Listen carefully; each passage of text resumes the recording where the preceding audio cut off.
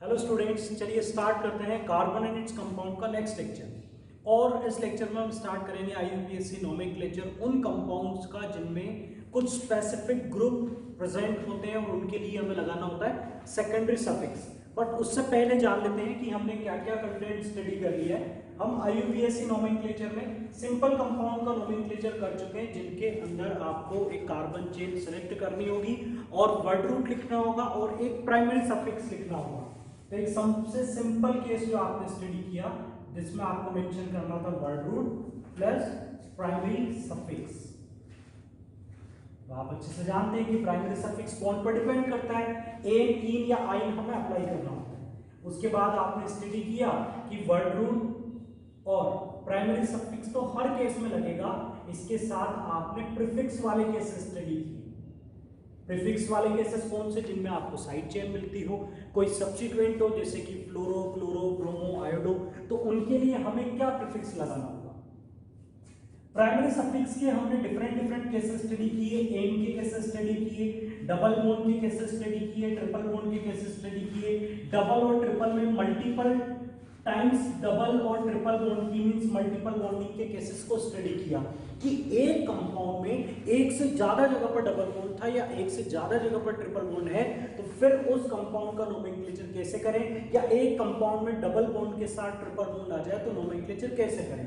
ये सारे simple cases आप स्टडी कर चुके हो। इसके बाद बचता है कि हमें स्टार्ट करना है कि प्रीफिक्स भी हमें वहां पर उस कंपाउंड में लगाना हो, वर्ड रूट आपको मेंशन करना हो और वर्ड रूट के बाद प्राइमरी सफिक्स। और अब हम स्टडी करेंगे कि सेकेंडरी सफिक्स किस कंडीशन में लगाया जाता है, सेकेंडरी सफिक्स क्या होता है और सेकेंडरी सफिक्स किस कंडीशन में लगाया जाता है।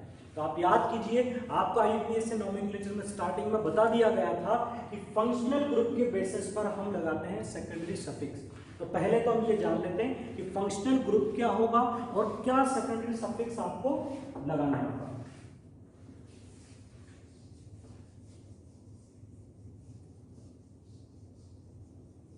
Now today we will study the nomenclature of compounds containing functional group.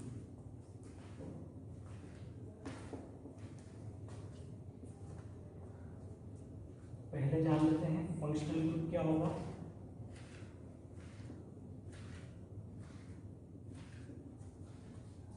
It is a specific group of atom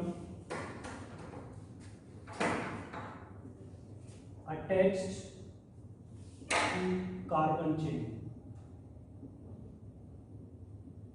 ठीक है, कार्बन चेन में एक ग्रुप ऑफ एटम या कोई पर्टिकुलर एटम अटैच्ड होगा। एंड इसको उस तरह से समझना ज्यादा बेटर होगा। सपोज कीजिए कि एक कार्बन चेन है और यहां पर हम मान लेते हैं कि ये ग्रुप ऑफ एटम है जिसमें कार्बन है, 2 ऑक्सीजन और 1 हाइड्रोजन। तो इसे मैं यहां पर मेंशन कर देता हूं फंक्शनल ग्रुप। ये यहां पर होगा functional group, specific group of atoms attached to carbon chain which is responsible for chemical properties of compound। इस पॉइंट को अच्छे से समझिएगा बच्चों, इस पॉइंट को अच्छे से समझिएगा कि मैं एक केमिकल कंपाउंड की बात कर रहा हूं, एक मॉलिक्यूल की बात कर रहा हूं। जैसे कि एक मॉलिक्यूल है, ये एक केमिकल कंपाउंड है, हम इसकी बात कर रहे हैं। इसमें जो जिगजैग बेनेट रोक है, ये आप जानते हैं कि ये कार्बन चेन है। इस कार्बन चेन से एक ग्रुप ऑफ एटम अटैच्ड है जिसे मैंने क्या नाम दिया है, फंक्शनल। अब समझना है कि फंक्शनल ग्रुप क्या होता है, कि स्पेसिफिक ग्रुप होता है जो उस पर्टिकुलर कंपाउंड के नेचर के लिए रिस्पॉन्सिबल होता है। इस कंपाउंड की प्रॉपर्टीज किस पर डिपेंड करेगी, इस पर डिपेंड करेगी। कंपाउंड इस फंक्शनल ग्रुप के बेसिस पर एक फैमिली बन जाएगी। जैसे कि हम बात करें, हम एक ग्रुप ले लेते हैं OH ग्रुप, जिसे आप बाद में स्टडी करोगे, इसे बोला जाता है एल्कोहल ग्रुप। तो मैं एल्कोहल ग्रुप के बच्चों कई सारे कंपाउंड बनाऊं, CH3OH, CH3CH2OH, CH3CH2, CH2OH। इन सारे कंपाउंड्स में एक ही फंक्शनल ग्रुप है OH ग्रुप। तो ये सारे कंपाउंड अब एक ही ग्रुप के मींस एक ही फैमिली के मेंबर हैं, इनकी प्रॉपर्टीज जो होंगी वो सेम टाइप की होंगी। मतलब आपने कंपाउंड की एक अलग कैटेगरी स्टडी कर ली on the basis of functional group. तो जिसमें COOH ग्रुप होगा वो एक अलग ग्रुप का मेंबर है, और जिसमें OH होगा उसका ग्रुप अलग है, उस कंपाउंड का टाइप अलग है। अब देखते हैं फंक्शनल ग्रुप जो है, it is the most reactive part of molecule. अगर इस मॉलिक्यूल को कोई भी केमिकल रिएक्शन में पार्टिसिपेट करना होगा या ये किसी दूसरे सब्सटेंस से रिएक्ट करेगा, तो रिएक्टिव पार्ट कौन सा होगा? COOH। मींस जो रिएक्टेंट मॉलिक्यूल है वो इस मॉलिक्यूल पर कहां पर अटैक करेगा? COOH पर अटैक करेगा। इसी पार्ट से ये रिएक्शन में पार्टिसिपेट करेगा। ये मोस्ट रिएक्टिव पार्ट है, तो हम ऐसा बोल सकते हैं कि ये फंक्शनल ग्रुप जो है, it is responsible for chemical properties. और जो आपकी हाइड्रोकार्बन चेन है इस पर क्या डिपेंड करेगा? कंपाउंड का मॉलिक्यूलर वेट। आप वेरीफाई करते जाइए, जैसा कि मैं आपसे बोलता जा रहा हूं, इन सब के अंदर OH ग्रुप कॉमन है, तो ये एक पर्टिकुलर ग्रुप एक पर्टिकुलर सीरीज बना चुके हैं। इस सीरीज में सेम ग्रुप है तो सेम फैमिली के मेंबर हैं, और ये सब रिएक्ट करेंगे तो इनका रिएक्टिव पार्ट कौन सा होगा? OH। तो इनकी केमिकल प्रॉपर्टीज किस पर डिपेंड करेगी? इस ग्रुप पर। बट बच्चों आप देखो कि CH3 या कार्बन चेन आप देखते जा रहे हो बड़ी होती जा रही है, तो इससे इस कंपाउंड का मॉलिक्यूलर वेट बढ़ेगा। इससे इस कंपाउंड का मॉलिक्यूलर वेट बढ़ेगा, तो हम बोल सकते हैं कि ये वाला जो पार्ट है इस पर इस कंपाउंड्स की क्या डिपेंड करेगी? Physical properties.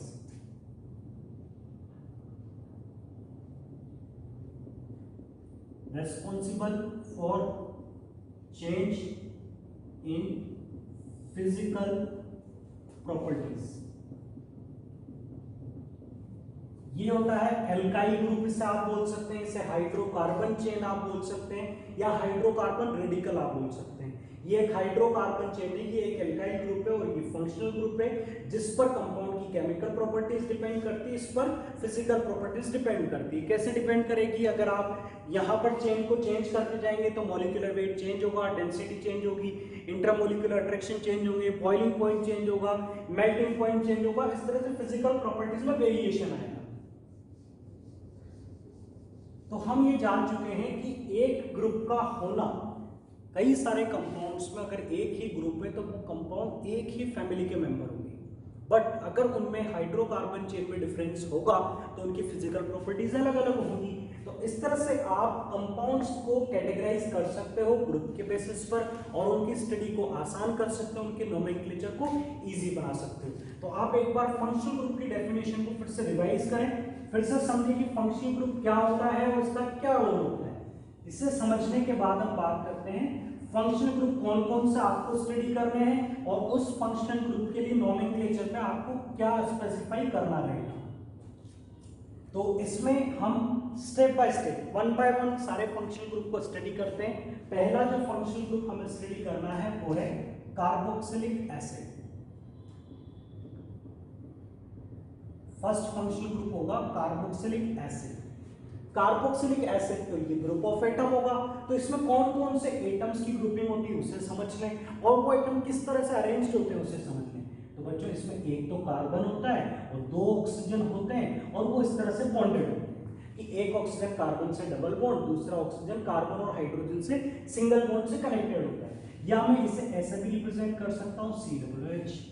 चलिए ये समझ में आया। अब अगला क्वेश्चन ये है कि अगर ये फंक्शनल ग्रुप कंपाउंड में होगा तो उस कंपाउंड के नोमेनक्लेचर में क्या चेंज आएगा, नोमेनक्लेचर में हमें क्या मेंशन करना पड़ेगा।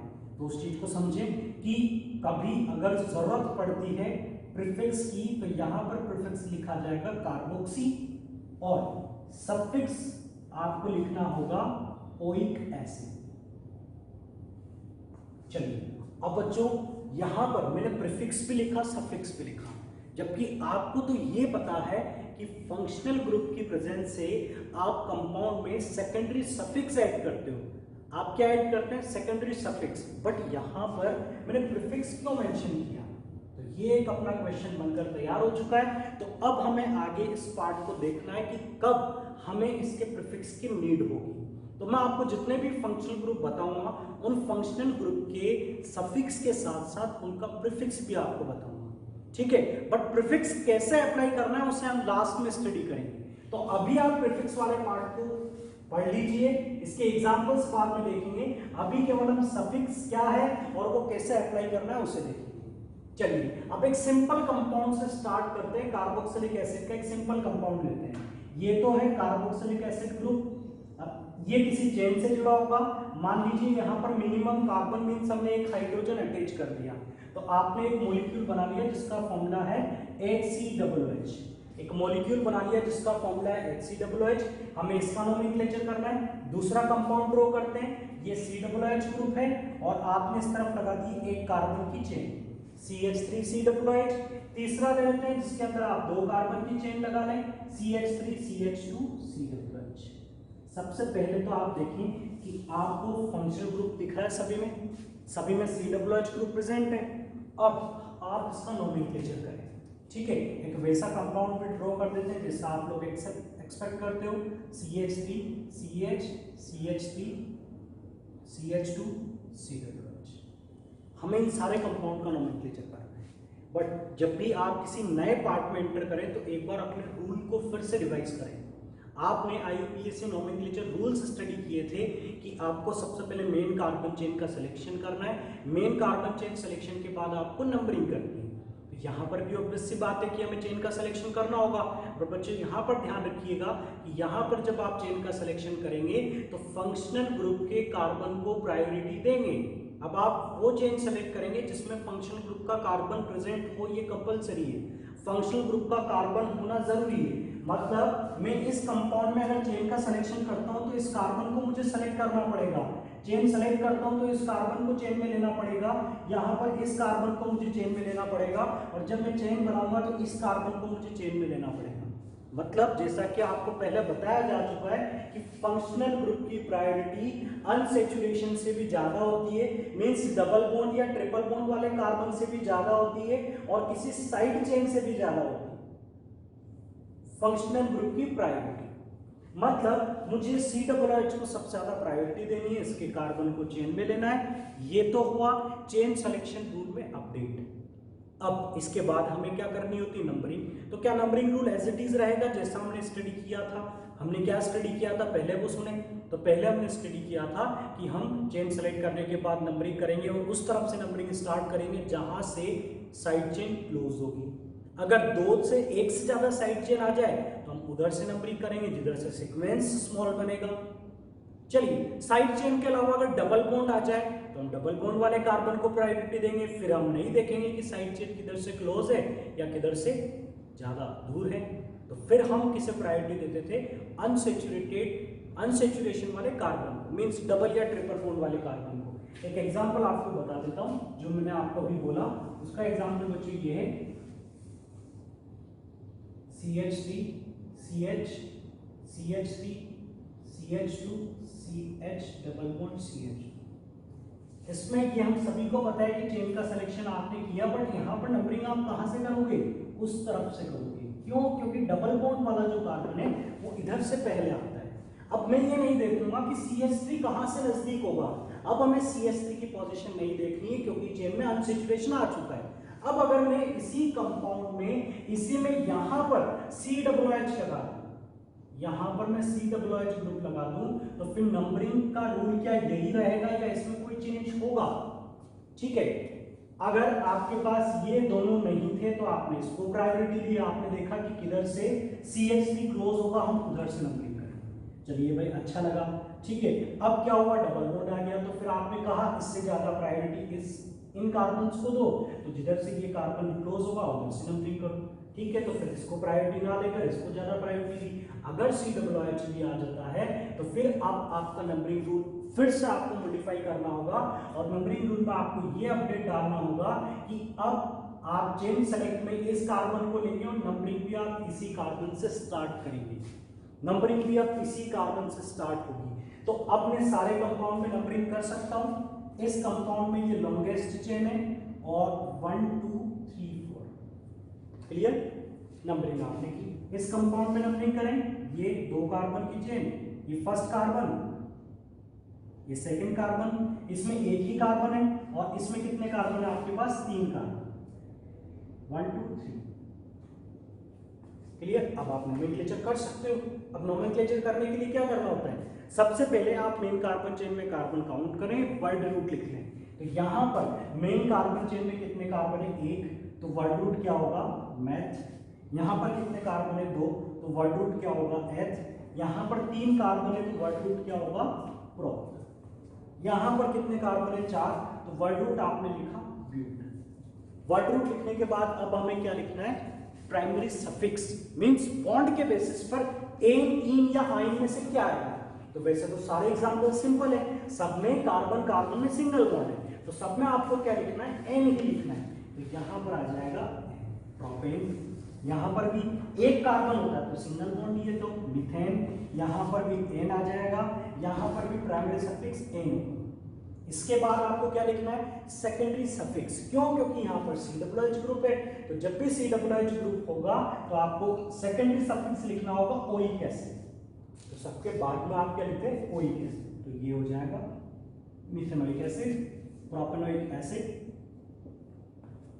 ये हो जाएगा इथेनोइक एसिड और ये हो जाएगा ब्यूटेनोइक एसिड। क्या ये पूरे सही हैं? क्या ये सारे सही हैं? फिर से चेक कर लेते हैं कि 3 कार्बन की चेन थी, प्रोप लिखा, सिंगल बॉन्ड था, एन लिखा, COOH था, ओइक एसिड लिखा, और बाकी ऐसा कुछ नहीं है कि जिसके लिए आपको नोमेनक्लेचर में कुछ ना कुछ अलग से मेंशन करना पड़े। यहाँ एक ही कार्बन था तो मेथ, एन, ओइक एसिड। यहाँ पर 2 कार्बन थे, एथ लिखा, सिंगल बॉन्ड एन और COOH, ओइक एसिड लिखा।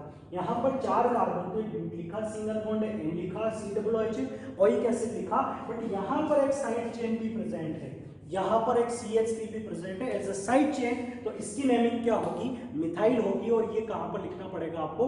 एज अ प्रीफिक्स लिखना पड़ेगा विद पोजीशन।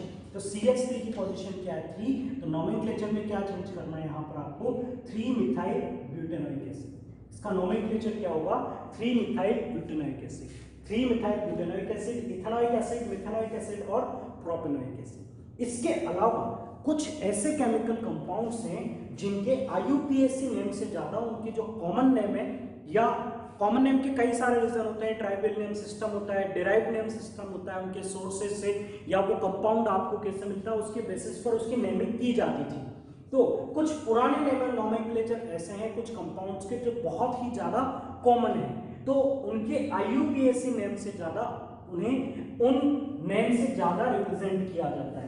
जैसे कि HCOOH के लिए मिथेनोइक एसिड के कंपैरिजन में ज्यादा यूज में लेने वाला जो नेम होता है वो है फॉर्मिक एसिड। तो आप यहां पर फॉर्मिक एसिड को भी याद रखें। मिथेनोइक एसिड तो IUPAC नेम, अगर आपसे IUPAC पूछा जाता है तो आप मिथेनोइक एसिड लिखें, बट आपको ये पता होना चाहिए कि फॉर्मिक एसिड क्या है, मिथेनोइक एसिड ही होता है। उसी तरह से ये तो आपने स्टडी किया हुआ है, इसे भी क्या बोला जाता है? एसिटिक एसिड भी बोला जाता है। बट IUPAC पूछा जाए तो आपको क्या बोलना पड़ेगा? केवल इथेनोइक एसिड। ऐसे इसे प्रोपियोनिक एसिड बोला जाता है और IUPAC नेम होगा इसका प्रोपेनोइक एसिड। तो ये कुछ कॉमन कंपाउंड्स से जो आपको याद हो, ठीक है। ऐसे ही अगर 4 कार्बन का हो तो उसे ब्यूटाइलिक बोला जाता है और वैसे ब्यूटानोइक एसिड होगा। तो ये थे COOH के बेसिक कंपाउंड। अब थोड़ा सा चेंज करते हैं, ठीक है। कार्बोक्सिलिक एसिड के और भी एग्जांपल्स देखते हैं जिनमें आपको ओइक एसिड लिखना है, और किसी भी एग्जांपल को मैं सॉल्व करने से पहले एक बार आप लोग पहले सॉल्व करें, ठीक है। प्रैक्टिस ही ज्यादा इंपॉर्टेंट है IUPAC नोमेनक्लेचर को स्टडी करने के लिए। CH, single bond CH, double bond CH।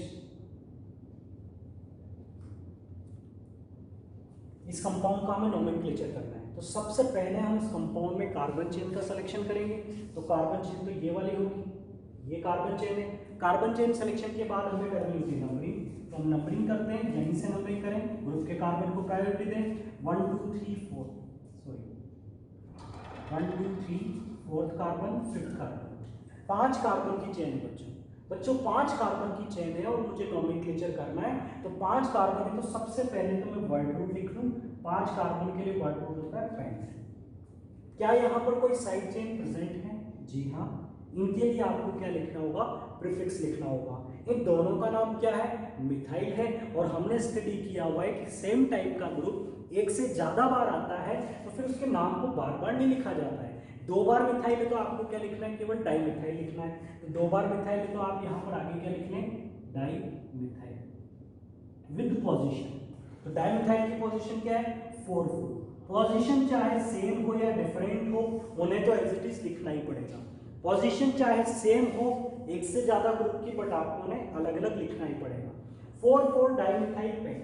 अब हमें लिखना है प्राइमरी सफिक्स जो कि बॉन्डिंग पर डिपेंड करता है। क्या सारे कार्बन्स में सिंगल बॉन्ड है, नहीं, यहाँ पर डबल बॉन्ड आ चुका है। डबल बॉन्ड आ चुका है तो फिर यहाँ पर एन नहीं आएगा, यहाँ पर इन आएगा। इस डबल बॉन्ड की पोजीशन क्या होगी, वो कार्बन जिसपे छोटा नंबर है ये 2। तो यहाँ पर हम क्या लिखेंगे, पेंट 2 इन 1 ओइक एसिड। इन किसके लिए, डबल बॉन्ड के लिए। ओइक एसिड सेकेंडरी सफिक्स किसके लिए, कार्बोक्सिलिक एसिड के लिए।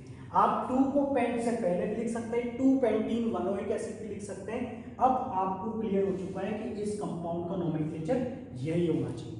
आप चाहें तो रिवर्स करें, आप चाहें तो इस फॉर्मूले, इस नोमेनक्लेचर को लें और इस कंपाउंड की स्ट्रक्चर को ड्रॉ करने की कोशिश करें। ठीक है, सेम स्ट्रक्चर आपको मिलेगी। मैं आपको बता देता हूं। सबसे पहले आप वर्ड रूट को लें, पेंट मीन्स 5 कार्बन। तो सबसे पहले तो आप 5 कार्बन ड्रॉ कर दें। ये 5 कार्बन हमने ड्रॉ किए। इनमें सेकंड वाले कार्बन पर इन है, मतलब किधर से भी आप कार्बन पर नंबरिंग कर लें, 1 2 3 4 5, ये सेकंड है। तो यहां पर डबल बॉन्ड लगा दें। इसके बाद 1 ओइक एसिड, पहला ओइक एसिड है, मतलब फर्स्ट वाले कार्बन को आप COOH ग्रुप बना दें।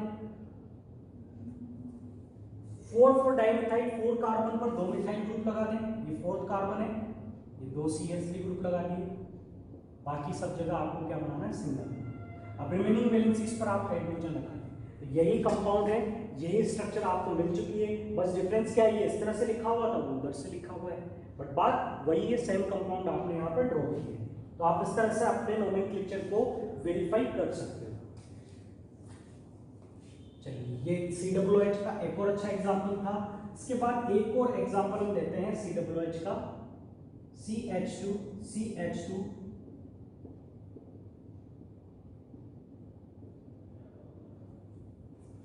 इस कंपाउंड का नोमेनक्लेचर आप लोग ट्राई कीजिए।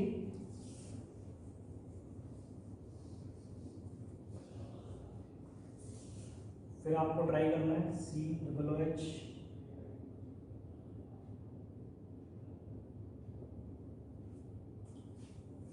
तो पहले इस कंपाउंड का नोमेनक्लेचर करते हैं। 2 जगह फंक्शनल ग्रुप है, ये भी कार्बोक्सिलिक एसिड ग्रुप, ये भी कार्बोक्सिलिक एसिड ग्रुप। अच्छा, मतलब मोर देन 1 टाइप ग्रुप आ गया।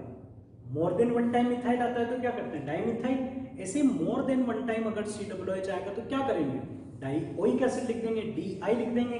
3 बार आएगा तो ट्राई लिख देंगे, बट वो डिपेंड करता है कि 3 बार किस तरह से आता है, बाद की बात है। चलिए, तो यहाँ पर चेन की नंबरिंग करें, 1 2 3 4, इधर से भी नंबरिंग करें, सेम केस बनेगा। 4 का वर्ड रूट लिखें, ब्यूट।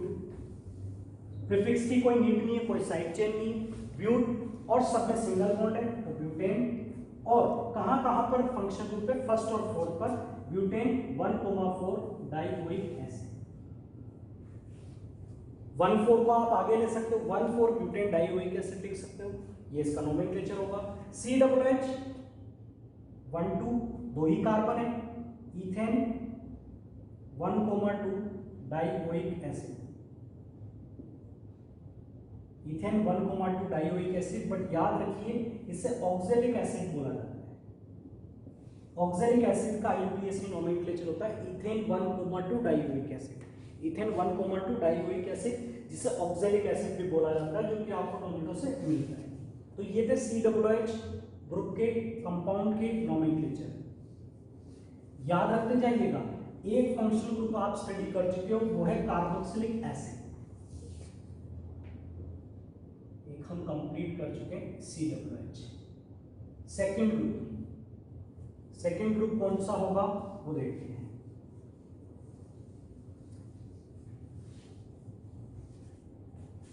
Now second one is ester group. कैसा होगा ये, सबसे पहले इसकी स्ट्रक्चर, इसमें एक कार्बन होगा और 2 ऑक्सीजन होंगे। एक कार्बन होगा और 2 ऑक्सीजन होंगे। ये इस तरह से भी आपको मिल सकता है C+O, 2 वैलेंसी फ्री। बट यहाँ पर बच्चों ध्यान दीजिएगा, यहाँ पर ये जो डैश में रिप्रेजेंट करता हूँ, ये रिप्रेजेंट करता है कि इस तरफ कार्बन किसी ग्रुप से कनेक्टेड होगा और इस तरफ ये ऑक्सीजन किसी ग्रुप से कनेक्टेड होगा। मतलब इधर भी एक वैलेंसी फ्री है, इस तरफ भी एक वैलेंसी फ्री है। तो फिर यहाँ पर नोमेनक्लेचर कैसे करें और कंपाउंड कैसा मिलेगा, तो इसे समझने के लिए एक कंपाउंड मैं आपको बता देता हूँ। जैसे कि ये एक कंपाउंड हमने ले लिया CH3COOCH। क्लियर? आपको फंक्शनल ग्रुप यहाँ पर नजर आ रहा है। अब आप देखकर समझ गए होंगे कि मैं क्या बोलना चाहता हूं कि एक चेन आपको ऑक्सीजन से कनेक्टेड मिलेगी, एक चेन आपको कार्बन से कनेक्टेड मिलेगी। मतलब एक ऐसा कंपाउंड होगा जिसमें कार्बन चेन, 2 अलग अलग कार्बन चेन होगी, एक उधर और एक इधर। अब कंफ्यूजन ये है कि किसे मेन कार्बन चेन ले, और एक ऐसा ग्रुप बन चुका है जो आपकी कार्बन चेन से अटैच ही नहीं है। ये अगर चेन है, अब तक हमने कोई मॉलिक्यूल देखा और उसमें एक से ज्यादा चेन अगर मिलती थी तो वो आपस में डायरेक्टली कनेक्टेड होती थी। कैसा बोला आपको? देखो, जैसे कि मान लीजिए आपने ये कंपाउंड देखा, मान लीजिए आप इस चेन की बात कर रहे हो, एक और चेन ये वाली भी पॉसिबल है, बट ये चेन आपस में डायरेक्टली कनेक्टेड है। यहां पर अगर चेन की बात करें तो एक चेन आपके पास इस तरफ है ये वाली, और एक इस तरफ ये वाली है, और इन दोनों के बीच में डायरेक्टली कोई कनेक्शन नहीं है। बीच में कौन है? ऑक्सीजन। बीच में कौन है? ऑक्सीजन आ चुका है, बीच में ऑक्सीजन आ चुका है। एक बार फिर से इसे ड्रॉ करते हैं। आपने कंपाउंड ड्रॉ किया है CH3COOCH। मतलब मैं इसे तो चेन नहीं सेलेक्ट कर सकता, ये तो चेन हो नहीं सकती। क्यों? क्योंकि इसमें ऑक्सीजन आ चुका है। चेन के लिए तो कार्बन कार्बन से कनेक्टेड होना चाहिए, सारे रूल्स आपके गड़बड़ हो जाएंगे, तो ये तो चेन नहीं होगी। तो अब नोमेनक्लेचर का तरीका क्या है वो समझिए। अब मैं प्रीफिक्स और सफिक्स, इसीलिए मैंने आपको इसके पहले नहीं बताया, पहले आप इसका नोमेनक्लेचर समझें, फिर मैं इसका सफिक्स बताऊंगा तो आपको समझ में आएगा। तो बच्चों, इस तरफ वाला जो पार्ट होता है ये कार्बन चेन नहीं होगा। आपकी मेन कार्बन चेन वो होगी जिसमें ग्रुप का कार्बन होगा, तो इसे आप लेंगे मेन कार्बन चेन, और इसे आप कंसिडर करेंगे एक साइड चेन। तो CH3 जब एज अ साइड चेन होता है तो इसकी नेमिंग क्या होती है? मिथाइल। इसे क्या बोला जाता है? मिथाइल। तो IUPAC नोमेनक्लेचर ये बोलता है कि एस्टर की नेमिंग के लिए आप सबसे पहले इस ग्रुप का नाम लिखें। इस ग्रुप का नाम क्या है? यहाँ पर मिथाइल। इसकी कोई पोजीशन आपको मेंशन नहीं करनी, इसकी कोई पोजीशन मेंशन नहीं करनी, सबसे पहले आपको इसका नाम लिख देना है। इसका नाम क्या होगा? मिथाइल।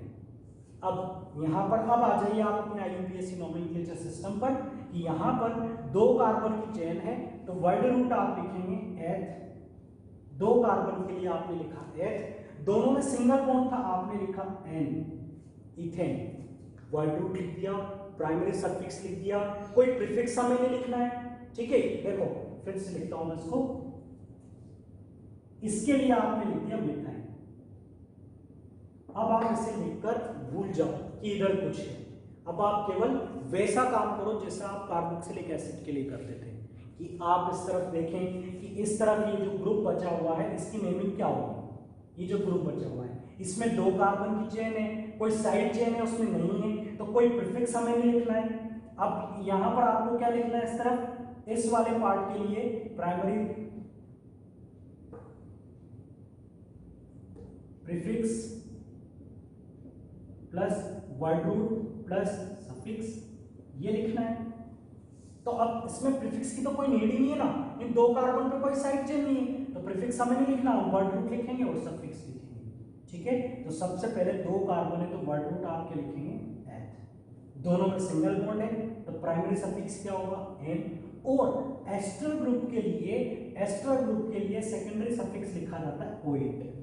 तो इस कंपाउंड का नोमेनक्लेचर होगा methyl ethane OH, methyl ethane OH। तो मैं अब आपको बता देता हूं कि एस्टर जब होगा तो प्रीफिक्स क्या लिखना है और सफिक्स क्या लिखना है। देखो प्रीफिक्स तो अभी आपको केवल पढ़ने हैं, बाद में आप देखेंगे कि कैसे लगाए जाते हैं या क्या लिखा जाएगा।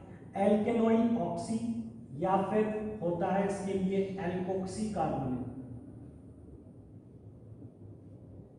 बाद में आपको मैं बताऊंगा। सफिक्स यहां पर क्या होगा? OH। बट सफिक्स लिखने का जो तरीका है वो थोड़ा डिफरेंट है। इसलिए मैंने एग्जाम्पल पहले आपको बताया कि सबसे पहले एल्काइल आएगा, फिर आप इसकी नेमिंग करेंगे और उसमें लगाएंगे सेकेंडरी सफिक्स ओइट। तो इस वाले पार्ट को आप सबसे पहले लिख दें, इसका जो नेमिंग होगा उससे आप सबसे पहले कर दें। एक और एग्जांपल लेते हैं, आपको क्लियर हो जाएगा। जैसे कि CH3 CH2 C CH2 CH3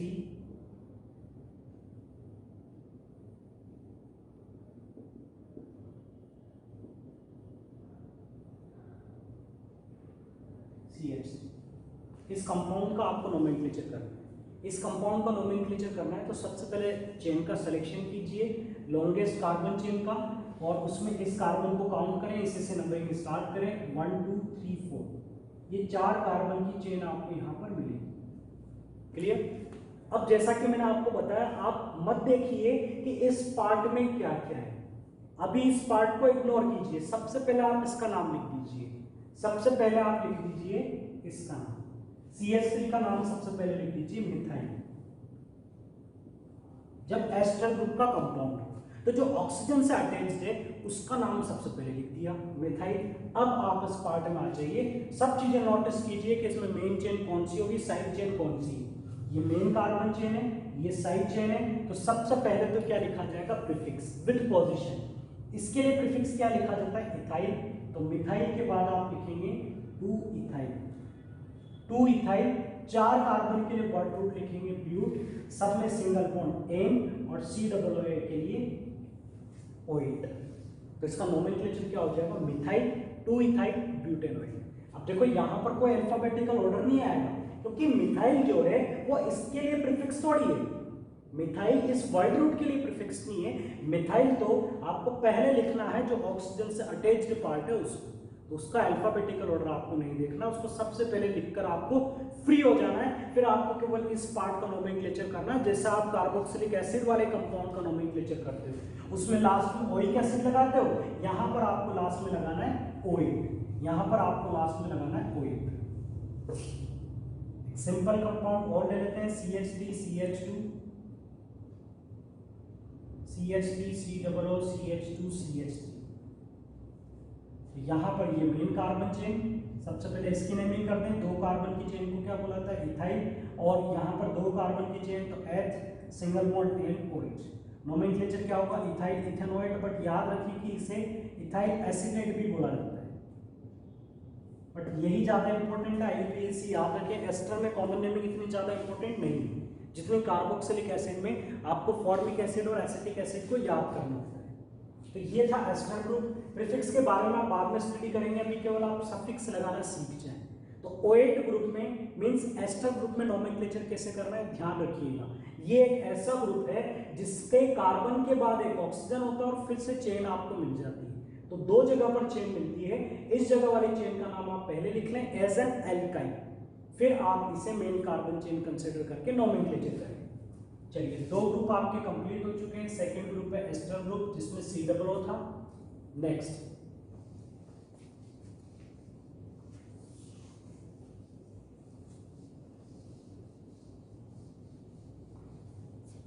functional group होगा साइनाइड।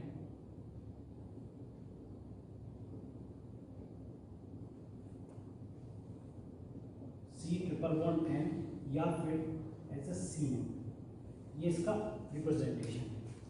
इसके लिए प्रीफिक्स क्या लिखना है इसे आप याद रख लें, बाद में जब जरूरत पड़ेगी तो आप समझ जाएंगे कि साइनो कब और कैसे लगाना है। सफिक्स के बारे में जान लेते हैं। सफिक्स के लिए हमें प्रैक्टिस करनी है, तो इसके लिए सफिक्स आपको लिखना है नाइट्राइल। नाइट्राइल, इसके लिए सफिक्स आपको लिखना है नाइट्राइल। अब एग्जांपल स्टार्ट करते हैं। C�11N कोई कॉम्प्लिकेटेड केस नहीं, सिंपल फंक्शनल ग्रुप है। तो इसके इस तरफ कार्बन चेन होगी, मान लीजिए इस तरफ आपने लगा दिया CH3। तो यहाँ पर आपको डायरेक्टली नजर आ रहा है कि 2 कार्बन की चेन है, तो 2 कार्बन की चेन है तो वर्ड रूट क्या होगा H, कोई साइड चेन नहीं है तो कोई प्रीफिक्स नहीं होगा।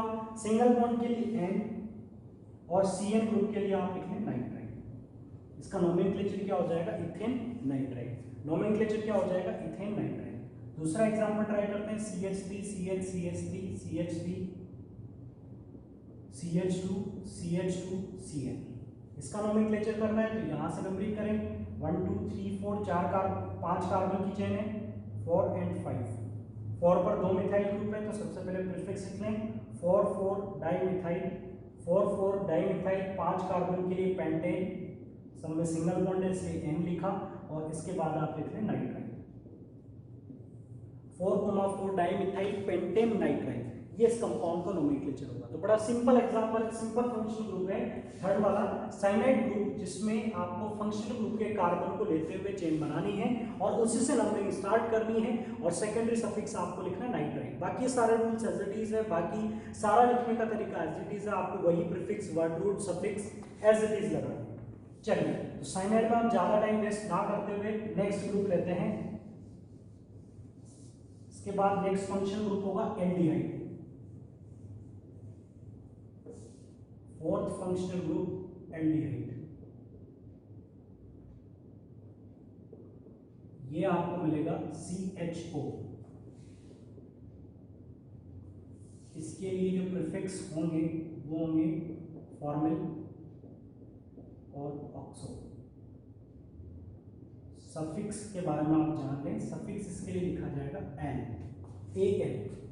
CHO ग्रुप, एल्डिहाइड ग्रुप, याद रखना सिंपल क्वेश्चन आपसे पूछे जाएंगे कि आपको कंपाउंड का फॉर्मूला दिया जाएगा और पूछा जाएगा कि इस कंपाउंड में पहचानिए कौन कौन सा फंक्शनल ग्रुप है।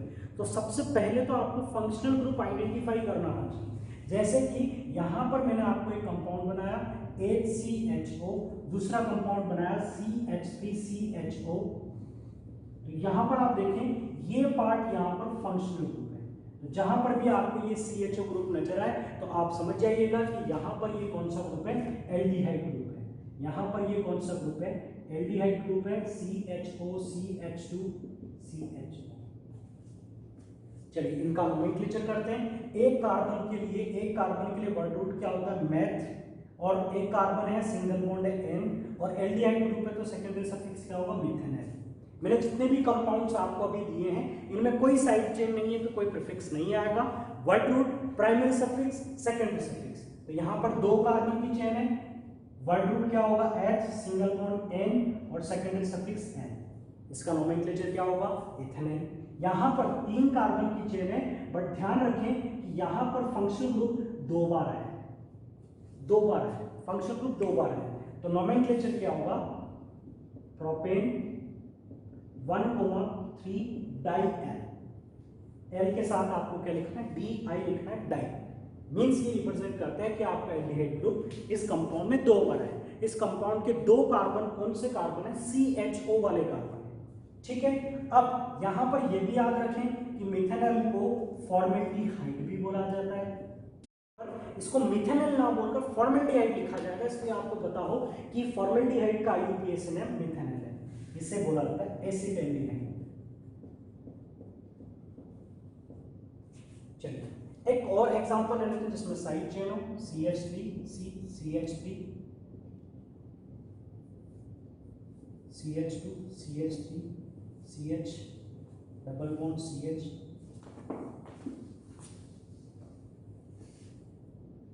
CH2 CH। यहां पर आप लगा दें क्लोरो CN। चलिए सारे कार्बन की वैलेंसी कंप्लीट है, आप लोग चेक कर लीजिएगा कहाँ कितने हाइड्रोजन होने चाहिए, कहाँ पर कितने बॉन्ड होने चाहिए। चलिए अब इसमें हम सबसे पहले चेन का सिलेक्शन करते हैं। यहाँ से चेन स्टार्ट होगी, यही मेन कार्बन होगा। सेकंड ऑप्शन हमारे पास यही है, थर्ड ऑप्शन यही है, फोर्थ यही है, और फिफ्थ कार्बन यही होगा। अब हम सिक्स्थ कार्बन ऊपर सेलेक्ट करें, इधर सेलेक्ट करें या नीचे, तो नीचे जाएंगे तो 2 कार्बन मिलेंगे, इसलिए आप इस तरफ सेलेक्ट करें सिक्स्थ कार्बन और सेवेंथ कार्बन। तो 7 कार्बन की यहाँ पर चेन बन चुकी है। तो सबसे पहले तो आप 7 कार्बन के लिए वर्ड रूट लिख दें। वर्ड रूट क्या हो जाएगा, हेक्ट। अब हम लिखते हैं प्राइमरी सफिक्स जो कि बॉन्ड पर डिपेंड करता है। यहाँ carbon carbon single bond double bond, single single single, मतलब डबल बॉन्ड आ चुका है तो अब एन ना लिखकर हमें क्या लिखना पड़ेगा, इन, और इन की पोजीशन क्या है 3, तो हेक्ट 3 इन।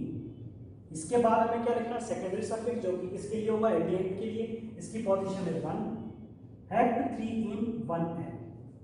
चलिए अब हम लिखते हैं प्रीफिक्स। प्रीफिक्स किस पर डिपेंड करता है, साइड चेन पर या कोई सब्स्टिट्यूएंट पर। तो इन तीनों के लिए आपको प्रीफिक्स लिखना है, मिथाइल, मिथाइल और क्लोरो।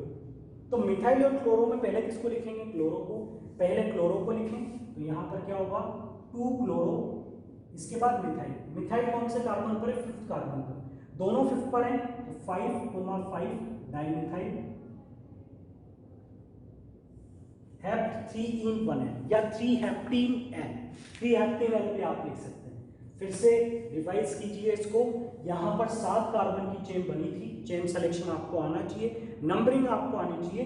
फिर तो केवल एक फॉर्मेलिटी बची है कि सेकंड पर क्लोरो है इसलिए 2 क्लोरो, 5th पर 2 मिथाइल है इसलिए 5,5 डाइमिथाइल, 7 कार्बन के लिए हेप्ट। इन थर्ड कार्बन पे था डबल बॉन्ड थर्ड पर है, 3 इन फर्स्ट है, पहला कार्बन एल्डिहाइड है, पहला कार्बन एल्डिहाइड ग्रुप का कार्बन है इसलिए आपने 1L लिखा। क्लियर? तो इस तरह से आप नोमेनक्लेचर करें जब एल्डिहाइड ग्रुप प्रेजेंट हो। नेक्स्ट फंक्शनल ग्रुप देखते हैं ketone.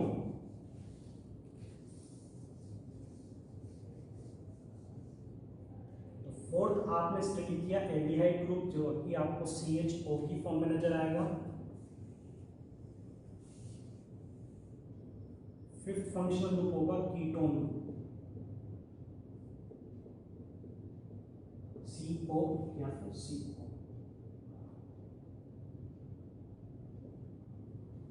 Prefix in case of ketone keto या फिर ऑक्सो। सफिक्स जिसे आपको समझना है ONE, तो ONE याद रखें और ONE किस तरह से अप्लाई करना है उसे समझिए। तो देखो पहले तो फंक्शनल ग्रुप में सिमिलरिटीज पता करो। एल्डिहाइड और कीटोन में क्या डिफरेंस है कि एल्डिहाइड का हाइड्रोजन हटाकर कोई चेन अगर यहाँ पर लगा दें, अगर एल्डिहाइड का हाइड्रोजन हटाकर चेन लगा दें तो ये कौन सा फंक्शनल ग्रुप बन जाएगा? कीटोन बन जाएगा। बड़ा सिंपल है यार, मतलब मैंने जो एल्डिहाइड के एग्जांपल स्टडी किए अगर उनमें मैं हाइड्रोजन की जगह कार्बन लगा दूंगा तो वो क्या बन जाएंगे? जैसे कि एल्डिहाइड का फर्स्ट एग्जांपल मैंने ये स्टडी किया था, अगर दोनों जगह पर हाइड्रोजन रहेंगे तो फिर ये तो कीटोन नहीं बन पाएगा। तो कीटोन बनने के लिए क्या है कि दोनों की जगह आप कार्बन लगा दें। अब मिनिमम कितने कार्बन लगा सकते हो? एक कार्बन। तो इधर भी CH3 लगाया, इधर भी CH3 लगाया। तो आप क्या बोल सकते हैं कि फर्स्ट कंपाउंड होगा, first compound of ketone series. अगर आप कीटोन सीरीज का पहला मेंबर बनाएंगे तो वो 3 कार्बन का ही बनेगा। वो कितने कार्बन का बनेगा? 3 कार्बन का बनेगा। अब यहां पर आप चेन का सिलेक्शन करें, चेन का सिलेक्शन करें तो चेन में कितने कार्बन है? 3। नोमेनक्लेचर करें, इस कार्बन को आप चेन में लें। अब आप ये समझ चुके हैं कि कीटोन एक ऐसा फंक्शनल ग्रुप है जिसका कार्बन फर्स्ट पोजीशन पर नहीं आएगा। कार्बोक्सिलिक एसिड का कार्बन 1 नंबर पर आता था, COO ये भी 1 नंबर पर आता था, ये कार्बन भी 1 नंबर पर आता था, ये कार्बन भी फर्स्ट नंबर का कार्बन होता था। बट ये ध्यान रखिए कि कीटोन का कार्बन फर्स्ट कार्बन नहीं बनेगा, बस हमें उस तरफ से नंबरिंग करनी है जिधर से ये कार्बन क्लोज हो। तो हम यहां से करें चाहे वहां से करें, ये कार्बन सेकंड नंबर पर आएगा। और इसका नोमेनक्लेचर क्या हो जाएगा? 3 कार्बन के लिए प्रॉप, सिंगल बॉन्ड के लिए एंड, और कीटोन के लिए सफिक्स क्या लिखा जाता है? ओन। तो इसका नोमेनक्लेचर क्या हो जाएगा? 2 प्रोपेनोन आप इसे बोल सकते हो या आप सिंपल प्रोपेनोन भी बोल सकते हो। ये सेल्फ अंडरस्टूड है कि प्रोपेनोन में कीटोन की पोजीशन सेकंड ही बन सकती है, 1 और 3 कीटोन की पोजीशन बन ही नहीं सकती है। इस क्वेश्चन को सुनिएगा, 1 और 3 इस केस में कीटोन की पोजीशन नहीं बन सकती। क्यों? क्योंकि कीटोन का कार्बन शुरू में या लास्ट में तो हो ही नहीं सकता है, ये हमेशा बीच में ही होगा। तो बीच में होगा तो यहाँ पर एक ही केस बनेगा 2 प्रोपेनोन। बट ये भी ध्यान रखें इसे एसीटोन भी बोला जाता है, इसे एसीटोन भी बोला जाता है। और एग्जांपल्स देखते हैं कीटोन के, CH3 CH2 CO CH3। इसका नोमेनक्लेचर करना है तो ये तो चेन आपने सेलेक्ट की, कीटोन के कार्बन को कनेक्ट करते हुए नंबरिंग यहां से करेंगे, यहां से यहीं से नंबरिंग होगी क्योंकि कीटोन का कार्बन इधर से क्लोज होगा, उस तरफ से कीटोन का कार्बन क्लोज होगा इसलिए नंबरिंग वहां से होगी। 4 कार्बन के लिए word root but, single bond के लिए M और कीटोन के लिए आपने लिखा ON। कीटोन की पोजीशन क्या थी? 2, तो 2 ब्यूटेनोन आप बोल सकते हो या आप इसे ब्यूटेन 2 ON भी बोल सकते हैं। देखिए हम अलग अलग ग्रुप के साथ अलग अलग एग्जाम्पल स्टडी कर रहे हैं, बट सारे एग्जाम्पल सॉल्व करने का तरीका एक ही है, बस बदलता जा रहा है secondary suffix.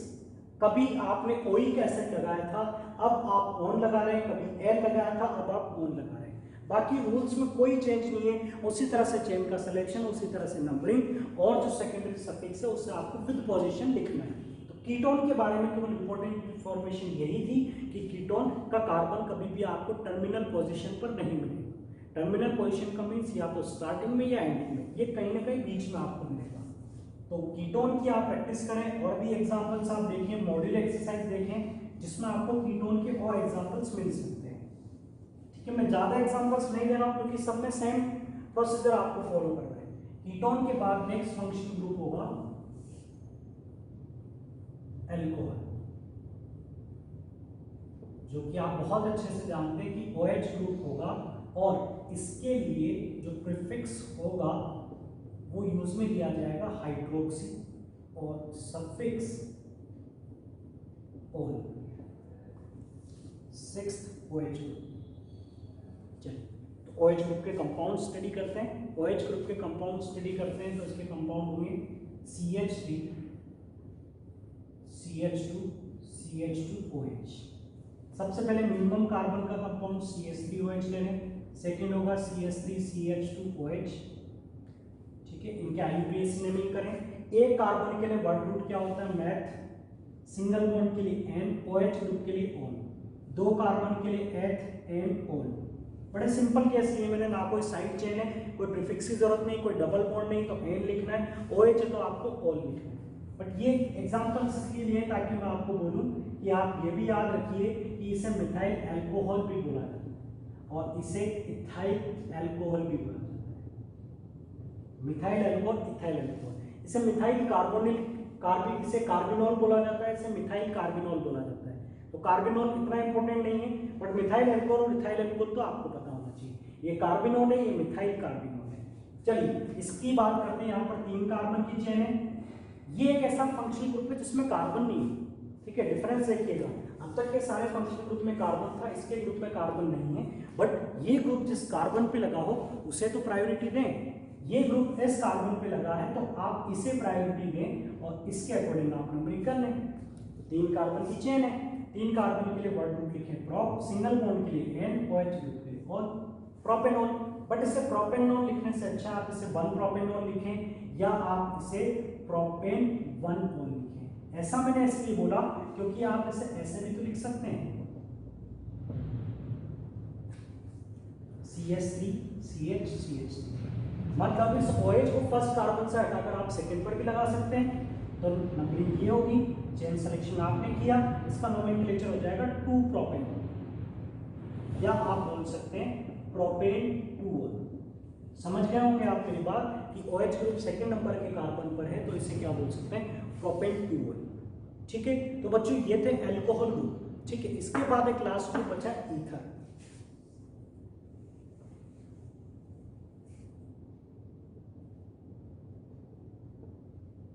Ether group, ether आपको बड़ा सिंपल सा लगेगा कि ऑक्सीजन है और दोनों तरफ कार्बन चेन है, ऑक्सीजन है और दोनों तरफ कार्बन चेन है।